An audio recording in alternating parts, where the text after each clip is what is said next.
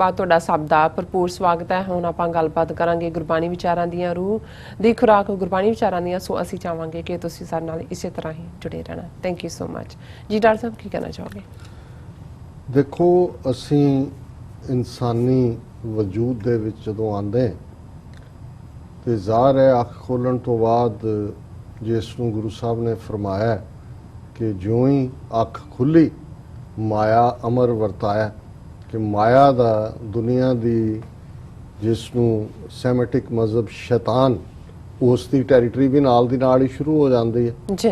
ਔਰ ਫਿਰ ਸਾਰਾ ਜੀਵਨ ਸਾਰੀ ਜ਼ਿੰਦਗੀ ਇੱਕ ਕਸ਼ਮਕਸ਼ ਹੁੰਦੀ ਹੈ ਜਿਸ ਦੇ ਵਿੱਚ ਇੱਕ ਪਾਸੇ ਨੇਕੀ ਦਾ ਰਸਤਾ ਹੈ, ਸੱਚ ਦਾ ਰਸਤਾ ਹੈ ਜਿਹੜਾ ਮੁਸ਼ਕਲਾਂ ਨਾਲ ਭਰਿਆ ਹੋਇਆ ਹੈ, ਜਿਸ ਨੂੰ ਗੁਰੂ ਸਾਹਿਬ ਨੇ ਫਰਮਾਇਆ ਕਿ ਇਹ ਇਵੇਂ ਹੀ ਹੈ ਜਿਵੇਂ ਤਲਵਾਰ ਦੀ ਧਾਰ ਤੇ ਤੁਰਨਾ। ਅਸੀਂ ਸਮਝਦੇ ਹਾਂ ਕਿ ਤਲਵਾਰ ਦੀ ਧਾਰ ਕਿਵੇਂ ਹੁੰਦੀ ਹੈ, ਤੇ ਕਦੇ ਤੁਸੀਂ ਬਾਜੀਗਰਾਂ ਨੂੰ ਜਾਂ ਬਾਜੀਗਰਨੀਆਂ ਨੂੰ ਰੋਪ ਦੇ ਉੱਤੇ ਤੁਰਦਾ ਦੇਖੋ ਤੇ ਬੰਦੇ ਦਾ ਆਪਣਾ ਦਿਲ ਧੜਕ ਰਿਹਾ ਹੁੰਦਾ ਵੀ ਥੱਲੇ ਨਾ ਡਿੱਗ ਪਏ। ਤੇ ਤਲਵਾਰ ਦੀ ਧਾਰ ਤੇ ਤੁਰਨ ਦਾ ਮਤਲਬ ਹੈ ਮੁਸ਼ਕਲਾਂ ਚੋਂ ਗੁਜ਼ਰਨਾ, ਕਿਉਂਕਿ ਸੱਚ ਦਾ ਰਸਤਾ ਹਮੇਸ਼ਾ ਹੀ ਮੁਸ਼ਕਲਾਂ ਨਾਲ ਭਰਿਆ ਰਸਤਾ ਹੁੰਦਾ ਹੈ। ਤੇ ਝੂਠ ਬੇਸ਼ੱਕ ਮਿੱਠਾ ਲੱਗਦਾ ਹੈ, ਕੂੜ ਡੋਬੈ ਪੂਰ, ਕੂੜ ਮਿੱਠਾ, ਕੂੜ ਮਾਖਿਓ, ਕੂੜ ਡੋਬੈ ਪੂਰ, ਕੂੜ ਮਿੱਠਾ ਲੱਗਦਾ ਹੈ ਔਰ ਇਸੇ ਲਈ ਸੌਖਾ ਵੀ ਹੁੰਦਾ ਹੈ। ਤੁਸੀਂ ਜੋ ਜਿਹਾ ਬਾਕੀ ਜੀ ਜਾਂਦੇ ਨੇ ਤੁਸੀਂ ਵੀ ਉਸ ਭੀੜ ਦੇ ਵਿੱਚ ਗਵਾਚ ਜਾਂਦੇ ਹੋ ਔਰ ਉਸ ਨੂੰ ਹੀ ਅਸਲੀ ਜ਼ਿੰਦਗੀ ਸਮਝਦੇ ਹੋ। ਪਰ ਅਲਟੀਮੇਟਲੀ ਜਿਸ ਰੱਬ ਨੇ ਸਾਨੂੰ ਪੈਦਾ ਕੀਤਾ ਹੈ, ਜਿਸ ਦੀ ਦਰਗਾਹ 'ਚ ਅਲਟੀਮੇਟਲੀ ਅਸੀਂ ਆਨਸਰੇਬਲ ਹੋਣਾ, ਉੱਥੇ ਫਿਰ ਸਾਡੇ ਪੱਲੇ ਕੀ ਹੋਏਗਾ, ਇਹ ਸਾਡੀ ਇਸ ਜ਼ਿੰਦਗੀ ਦੇ ਅੰਦਰ ਕੀ ਕਮਾਈ ਹੈ। ਉਹ ਧਨ ਦੌਲਤ ਦੀ ਕਮਾਈ ਨਹੀਂ ਹੈ, ਇਹ ਦੌਲਤ ਗੁਜ਼ਰਾਨ ਹੈ।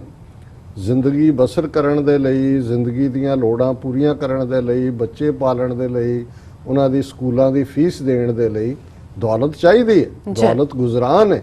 ਪਰ ਇਹ ਐਂਡ ਨਹੀਂ ਹੈ ਉਸ ਰੱਬ ਦੀ। ਜਦੋਂ ਤੁਹਾਨੂੰ ਇਹ ਗੱਲ ਸਮਝ ਆ ਜਾਂਦੀ ਹੈ ਕਿ ਇਸ ਸਾਰੀ ਕਾਇਨਾਤ ਦਾ ਮਾਲਕ ਰੱਬ ਹੈ ਜਿਹਨੇ ਇਹ ਸਾਰਾ ਆਲਮ ਬਣਾਇਆ ਔਰ ਉਹ ਰੱਬੂ ਆਲਮੀਨ ਹੈ, ਸਾਰੇ ਆਲਮ ਦਾ ਰੱਬ ਹੈ, ਪਰ ਸਾਡੀ ਜ਼ਿੰਦਗੀ ਦਾ ਮਕਸਦ ਉਸ ਧੁਰੇ ਦੇ ਨਾਲ, ਉਸ ਸੈਂਟਰਲ ਐਕਸਲ ਦੇ ਨਾਲ ਜਿਹੜਾ ਕਿ ਰੱਬ ਹੈ, ਉਸ ਦੇ ਨਾਲ ਜੁੜੇ ਰਹਿਣਾ। ਉਸ ਦੇ ਵਿੱਚ ਦੁੱਖ ਹੋਏ, ਸੁੱਖ ਹੋਏ, ਮੁਸ਼ਕਲ ਹੋਏ, ਆਸਾਨੀ ਹੋਏ, ਤੰਗਦਸਤੀ ਹੋਏ ਜਾਂ ਖੁੱਲਾ ਡੁੱਲਾ ਕੰਮ ਹੋਏ, ਕਿਸੇ ਹਾਲਤ 'ਚ ਵੀ ਰੱਬ ਦਾ ਪੱਲਾ ਨਾ ਛੱਡਣਾ, ਰੱਬ ਤੋਂ ਦੂਰ ਨਾ ਹੋਣਾ, ਜ਼ਿੰਦਗੀ ਦੀ ਹਕੀਕਤ ਤੋਂ ਦੂਰ ਨਾ ਹੋਣਾ, ਸੱਚ ਦਾ ਪੱਲਾ, ਸੱਚ ਦਾ ਆਂਚਲ ਘੁੱਟ ਕੇ ਫੜ ਕੇ ਰੱਖਣਾ, ਇਹੀ ਰੂਹਾਨੀਅਤ ਦੀ ਜ਼ਿੰਦਗੀ ਹੈ, ਇਹੀ ਰੱਬ ਦਾ ਬੰਦਾ ਹੋਣਾ।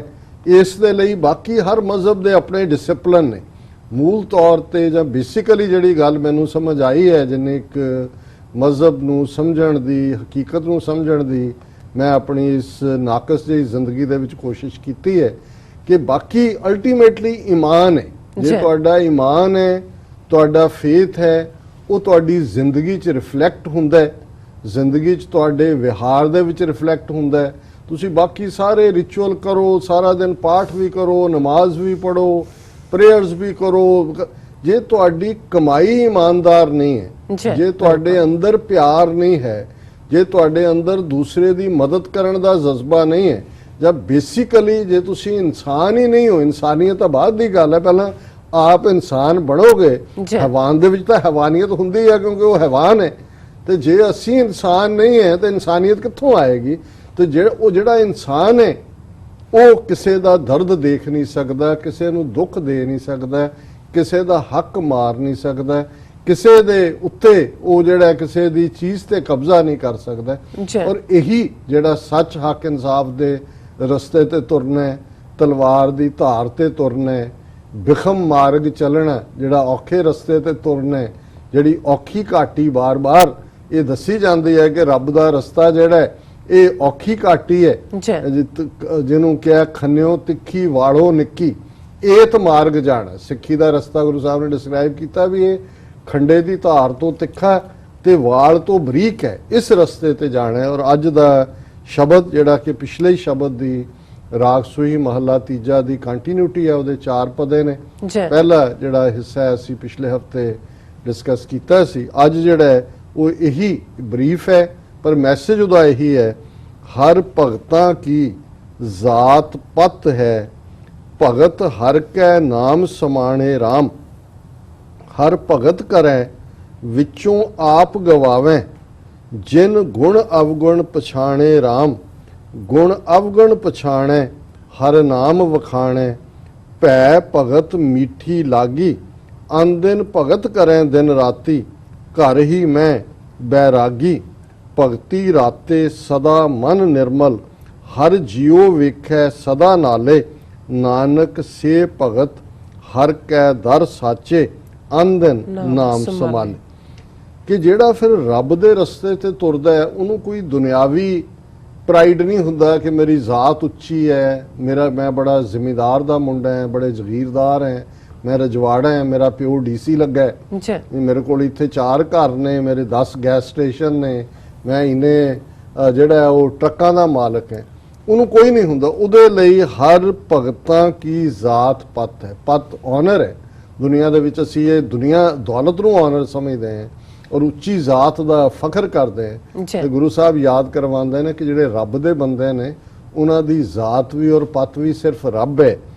ਭਗਤ ਹਰ ਕੈ ਨਾਮ ਸਮਾਣੇ ਰਾਮ। ਜਿਹੜੇ ਰੱਬ ਦੇ ਬੰਦੇ ਨੇ ਉਹ ਤਾਂ ਰੱਬ ਦੀ ਯਾਦ ਦੇ ਵਿੱਚ ਹੀ ਰਮ ਜਾਂਦੇ ਨੇ। ਇਹ ਰਾਮ ਕੋਈ ਦਸ਼ਰਥ ਦਾ ਬੇਟਾ ਰਾਮ ਨਹੀਂ ਹੈ, ਰਮਣਾ ਓਮਨੀ ਪ੍ਰੈਜ਼ੈਂਟ, ਕਿ ਜਿਹੜਾ ਰੱਬ ਸਾਰੇ ਪਾਸੇ ਹੈ। ਜਿਹੜੇ ਰੱਬ ਦੇ ਬੰਦੇ ਨੇ ਉਹਦੀ ਯਾਦ ਦੇ ਵਿੱਚ ਰਮੇ ਹੁੰਦੇ ਨੇ। ਹਰ ਭਗਤ ਕਰੇ ਵਿੱਚੋਂ ਆਪ ਗਵਾਵੇ। ਜੇ ਤੁਸੀਂ ਉੱਤੋਂ ਕਰੀ ਵੀ ਜਾਓ ਅੱਲਾ ਅੱਲਾ, ਵਾਹਿਗੁਰੂ ਵਾਹਿਗੁਰੂ, ਰਾਮ ਰਾਮ, ਪਰ ਅੰਦਰ ਤੁਹਾਡੇ ਉਹ ਸ਼ੈਤਾਨ ਵੜਿਆ ਹੋਇਆ, ਜਿਹਨੂੰ ਬੁੱਲੇ ਸ਼ਾਹ ਨੇ ਕਿਹਾ ਕਿ ਵੀ ਲੜਦਾ ਰਹਿਣਾ ਸ਼ੈਤਾਨ ਦੇ ਨਾਲ, ਕਦੇ ਨਫਸ ਆਪਣੇ ਨਾਲ ਲੜਿਆ ਹੀ ਨਹੀਂ। ਜਿਹੜੀ ਅੰਦਰ ਹਉਮੈ ਬੈਠੀ ਹੋਈ ਹੈ ਉਹਦੇ ਨਾਲ ਤਾਂ ਲੜਾਈ ਕੀਤੀ ਨਹੀਂ। ਬੰਦਿਆ ਤੂੰ ਸ਼ੈਤਾਨ ਦੇ ਨਾਲ ਲੜਦਾ ਰਹਿੰਦਾ। ਸ਼ੈਤਾਨ ਕਿੱਥੋਂ ਹੈ? ਉਹੀ ਹੈ ਤੇਰਾ ਜਿਹੜਾ ਵਿੱਚ ਨਫਸ ਬੈਠਾ ਹੋਇਆ, ਉਹੀ ਸ਼ੈਤਾਨ ਦਾ ਪੁੱਤਰ ਹੈ। ਗੁਰੂ ਸਾਹਿਬ ਯਾਦ ਕਰਵਾਉਂਦੇ ਨੇ ਹਰ ਭਗਤ ਕਰੇ ਵਿੱਚੋਂ ਆਪ ਗਵਾਵੇ। ਕਿ ਜੇ ਅਸਲੀ ਬੰਦਗੀ ਉਹ ਹੈ ਜਦੋਂ ਅੰਦਰੋਂ ਉਹ ਜਿਹੜਾ ਤੁਹਾਡਾ ਨਫਸ ਹੈ, ਹਉਮੈ, ਅਹੰਕਾਰ ਹੈ, ਹੁਮ ਹੈ, ਇਹ ਖਤਮ ਹੋ ਜਾਂਦੀ ਹੈ। ਜਿਨ ਗੁਣ ਅਵਗੁਣ ਪਛਾਣੇ ਰਾਮ। ਔਰ ਉਹ ਉਸ ਰੱਬ ਦੇ ਨਾਲ ਤੁਸੀਂ ਜੁੜਦੇ ਹੋ ਜਿਹਨੂੰ ਪਤਾ ਹੈ ਕਿ ਗੁਣ ਤੇ ਅਵਗੁਣ ਕੀ ਹੈ। ਤੁਸੀਂ ਧੋਖਾ ਨਹੀਂ ਦੇ ਸਕਦੇ। ਉਹਨੂੰ ਪਤਾ ਹੈ ਵੀ ਤੁਸੀਂ ਕਿਸ ਦੁਨੀਆ ਦੇ ਵਿੱਚ ਜੀ ਰਹੇ ਹੋ, ਤੁਹਾਡੀ ਔਕਾਤ ਕੀ ਹੈ। ਗੁਣ ਅਵਗੁਣ ਪਛਾਣੇ ਹਰ ਨਾਮ ਵਖਾਣੇ, ਭੈ ਭਗਤ ਮੀਠੀ ਲਾਗੀ। ਉਸ ਬੰਦੇ ਦੇ ਅੰਦਰ ਫਿਰ ਰੱਬ ਵਾਂਗ ਉਹ ਵਿਵੇਕ ਬੁੱਧੀ ਆ ਜਾਂਦੀ ਹੈ। ਰਾਈਟੀਅਸਨੈਸ ਔਰ ਰੋਂਗ, ਗਲਤ ਕੀ ਹੈ ਠੀਕ ਕੀ ਹੈ, ਇਹ ਪਛਾਣਨ ਦਾ ਮਾਦਾ ਪੈਦਾ ਹੋ ਜਾਂਦਾ ਹੈ। ਔਰ ਰੱਬ ਦੀ ਯਾਦ ਨੂੰ ਉਹ ਬਿਆਨਦਾ ਹੈ। ਭੈ ਭਗਤ ਮੀਠੀ ਲਾਗੀ। ਭੈ ਖੌਫ, ਭਗਤ ਹੈ ਬੰਦਗੀ। ਉਸ ਨੂੰ ਫਿਰ ਰੱਬ ਦੀ ਯਾਦ ਔਰ ਰੱਬ ਦੀ ਬੰਦਗੀ, ਉਸ ਰੱਬ ਦੇ ਭੈ 'ਚ ਰਹਿਣਾ। ਉਹਨੂੰ ਇਹ ਨਹੀਂ ਹੁੰਦਾ ਵੀ ਮੈਨੂੰ ਕੋਈ ਦੇਖ ਰਿਹਾ ਕਿ ਨਹੀਂ, ਕਿਉਂਕਿ ਉਹਦੇ ਲਈ ਤਾਂ ਰੱਬ ਹਰ ਥਾਂ ਬੈਠਾ ਹੈ, ਉਹਨੂੰ ਹਰ ਥਾਂ ਦੇਖ ਰਿਹਾ। ਔਰ ਉਹ ਉਸ ਦੀ ਬੰਦਗੀ ਨੂੰ ਪਿਆਰ ਕਰਦਾ ਹੈ, ਉਸ ਚੋਂ ਹੀ ਉਹਨੂੰ ਤਸੱਲੀ ਮਿਲਦੀ ਹੈ। ਅਨ ਦਿਨ ਭਗਤ ਕਰੇ ਦਿਨ ਰਾਤੀ, ਘਰ ਹੀ ਮੈਂ ਬੈਰਾਗੀ। ਉਹ ਦਿਨ ਤੇ ਰਾਤ ਉਹਦੀ ਬੰਦਗੀ ਦੇ ਵਿੱਚ ਜੁੜਿਆ ਹੁੰਦਾ ਹੈ। ਉਹਨੂੰ ਘਰੋਂ ਦੌੜਨ ਦੀ ਲੋੜ ਨਹੀਂ ਹੈ, ਘਰ ਵਾਲੀ ਨੂੰ ਛੱਡ ਕੇ, ਬੱਚਿਆਂ ਨੂੰ ਛੱਡ ਕੇ, ਕੋਈ ਪਹਾੜਾਂ 'ਚ ਲੁਕਣ ਦੀ, ਕੋਈ ਸਾਧ ਬਣਨ ਦੀ, ਕੋਈ ਮਹੰਤ ਬਣਨ ਦੀ, ਕੋਈ ਜੋਗੀ ਬਣਨ ਦੀ, ਕੋਈ ਸਰੇਵਰਾ ਬਣਨ ਦੀ। ਘਰ ਹੀ ਮਾਹੇ ਬੈਰਾਗੀ। ਕਿ ਉਹਦੇ ਅੰਦਰ ਜਿਹੜਾ ਵੈਰਾਗ ਹੈ ਉਹ ਦੁਨੀਆ ਦੇ ਵਿੱਚ ਭਿੱਜਿਆ ਹੋਇਆ ਨਹੀਂ ਹੈ, ਭਿੱਜਿਆ ਰੱਬ ਦੇ ਨਾਲ ਹੈ। ਉਹ ਘਰ 'ਚ ਰਹਿੰਦਾ ਹੀ ਸੰਤ ਹੈ। ਉਸ ਦੇ ਅੰਦਰ ਉਹ ਵੈਰਾਗ ਹੈ। ਤੇ ਅਖੀਰ 'ਚ ਗੁਰੂ ਸਾਹਿਬ ਨੇ ਫਰਮਾਇਆ ਭਗਤੀ ਰਾਤੇ ਸਦਾ ਮਨ ਨਿਰਮਲ, ਹਰ ਜਿਉ ਵੇਖੈ ਸਦਾ ਨਾਲੇ। ਜਿਹੜੇ ਬੰਦਗੀ ਦੇ ਵਿੱਚ ਜੁੜੇ ਹੋਏ ਨੇ, ਰੱਤੇ ਹੋਏ ਨੇ, ਉਹਨਾਂ ਦਾ ਮਨ ਨਿਰਮਲ ਹੈ, ਉਸ 'ਚ ਕੋਈ ਡਰਟ ਨਹੀਂ ਹੈ। ਉਹ ਬਿਲਕੁਲ ਸਾਫ਼ ਦਿਲ ਹੁੰਦੇ ਨੇ, ਸਾਫ਼ ਉਹਨਾਂ ਦਾ ਹਿਰਦਾ ਹੁੰਦਾ ਹੈ। ਹਰ ਜਿਉ ਵੇਖਿਆ ਸਦਾ ਨਾਲੇ। ਉਹਨਾਂ ਨੂੰ ਹਮੇਸ਼ਾ ਹੀ ਰੱਬ ਆਪਣੇ ਨਾਲ ਮਹਿਸੂਸ ਹੁੰਦਾ ਹੈ। ਉਹ ਹਮੇਸ਼ਾ ਹੀ ਰੱਬ ਦੇ ਨਾਲ ਹੀ ਰਹਿੰਦੇ ਨੇ। ਰੱਬ ਉਹਨਾਂ ਤੋਂ ਵੱਖ ਨਹੀਂ ਹੈ। ਬੁੱਲਿਆ ਸ਼ੌ ਤੈਥੋਂ ਕੋਈ ਵੱਖ ਹੈ ਨਹੀਂ, ਤੇਰੀ ਵੇਖਣ ਵਾਲੀ ਅੱਖ ਹੈ ਨਹੀਂ। ਉਹ ਉਸ ਦੇ ਨਾਲ ਨੇ। ਨਾਨਕ ਸੇ ਭਗਤ ਹਰ ਕੈ ਦਰ ਸੱਚ। ਉਹੀ ਅਸਲੀ ਰੱਬ ਦੇ ਬੰਦੇ ਨੇ। ਤੇ ਰੱਬ ਦੀ ਦਰਗਾਹ ਦੇ ਵਿੱਚ ਨਾਨਕ ਤੇ ਮੁਖ ਉਜਲੇ ਕੀਤੀ ਛੁੱਟੀ ਨਾਲ। ਉਹਨਾਂ ਦੇ ਆਪਣੇ ਮੂੰਹ ਤਾਂ ਬ੍ਰਾਈਟ ਨੇ, ਉਹਨਾਂ ਦੇ ਹਿਰਦੇ ਸਾਫ਼ ਨੇ, ਪਰ ਉਹਨਾਂ ਦੀ ਸੰਗਤ ਦੇ ਨਾਲ ਹੋਰ ਕਿੰਨੇ ਜਿਹੜੇ ਨੇ ਇਸ ਸਾਰੀ ਦੁਨੀਆ ਦੀ ਕੈਦ ਚੋਂ ਨਿਕਲ ਜਾਂਦੇ ਨੇ। ਅਨ ਦਿਨ ਨਾਮ ਸੰਭਾਲੇ। ਉਹ ਰੱਬ ਦੇ ਬੰਦੇ ਦਿਨ ਔਰ ਰਾਤ ਇਹ ਸੰਭਾਲ ਕਰਦੇ ਨੇ ਕਿ ਕਿਤੇ ਵਾਹਿਗੁਰੂ ਦੀ ਯਾਦ ਤੋਂ ਮੈਂ ਵਿਛੜ ਨਾ ਜਾਵਾਂ, ਕਿਤੇ ਵਾਹਿਗੁਰੂ ਤੋਂ ਮੈਂ ਵਿਰਵਾ ਨਾ ਹੋ ਜਾਵਾਂ। ਔਰ ਉਹ ਜਦੋਂ ਕਿਸੇ ਨੂੰ ਵੀ ਕਹਿੰਦੇ ਨੇ ਤਾਂ ਇਹੀ ਕਹਿੰਦੇ ਨੇ ਕਿ ਤੈਨੂੰ ਰੱਬ ਨਾ ਭੁੱਲੇ, ਇਹ ਦੁਆ ਫਕੀਰਾਂ ਦੀ। ਜੀ ਡਾਕਟਰ ਸਾਹਿਬ ਤੁਹਾਡਾ ਬਹੁਤ ਬਹੁਤ ਸ਼ੁਕਰੀਆ। ਤੁਸੀਂ ਅੱਜ ਦੇ ਅਹਿਮ ਇਸ਼ੂ ਤੇ ਅੱਜ ਦਾ ਵਿਚਾਰ ਸਾਡੇ ਦਰਸ਼ਕਾਂ ਨਾਲ ਸਾਂਝਾ ਕੀਤਾ। ਅਸੀਂ ਆਪਣੇ ਵਿਊਅਰਸ ਕੋਲ ਲੈਂਦੇ ਹਾਂ ਇਜਾਜ਼ਤ। ਵਿਊਅਰਸ, ਸਾਡੇ ਪ੍ਰੋਗਰਾਮ ਦਾ ਸਮਾਂ ਇੱਥੇ ਸਮਾਪਤ ਹੁੰਦਾ ਹੈ। ਤੁਸੀਂ ਆਪਣੀ ਰਾਏ ਤੇ ਸੁਝਾਅ ਸਾਨੂੰ ਭੇਜਣਾ ਨਾ ਭੁੱਲਣਾ। ਸਾਡੇ ਇਸ ਪਤੇ ਤੇ sos@tv84.tv ਤੇ ਅਸੀਂ ਆਪਣਾ ਪ੍ਰੋਗਰਾਮ ਲੈ ਕੇ ਫਿਰ ਦੁਬਾਰਾ ਤੁਹਾਡੇ ਸਨਮੁਖ ਹੋਵਾਂਗੇ। ਤਦ ਤੱਕ ਲਈ ਮੈਨੂੰ ਤੇ ਆਪਣੇ ਡਾਕਟਰ ਸਾਹਿਬ ਨੂੰ ਆਗਿਆ ਦਿਓ। ਦੇਖਦੇ ਰਹੋ TV84। ਬੁਲਾ ਦਿਓ ਫਤਿਹ।